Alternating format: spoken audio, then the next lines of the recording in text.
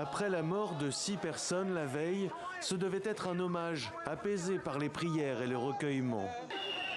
Mais à nouveau, le rassemblement a dégénéré. La police faisant usage de la force pour disperser les protestataires.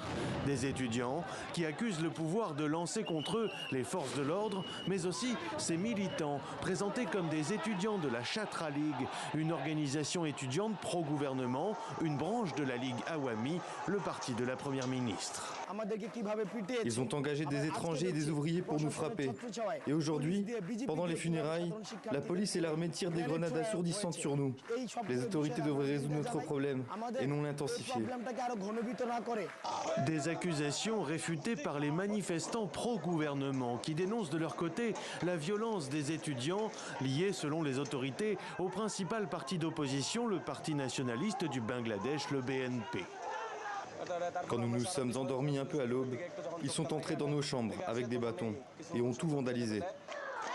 Ces étudiants qui manifestent depuis le début du mois s'opposent aux quotas d'emploi dans la fonction publique, destinés à favoriser les femmes, les minorités ethniques ou encore les personnes handicapées.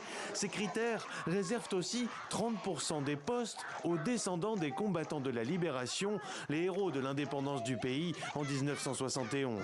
Une discrimination positive utilisée de manière abusive selon les opposants à cette dernière mesure. Elle permet selon eux à des partisans du parti au pouvoir, la Ligue Awami, d'accaparer les postes de fonctionnaires. Pour l'heure, la première ministre Sheikh Hasina refuse de céder tout en dénonçant les violences lors des manifestations. Je déclare fermement que ceux qui ont commis des meurtres, des pillages et des violences, quels qu'ils soient, je veillerai à ce qu'ils reçoivent le châtiment approprié.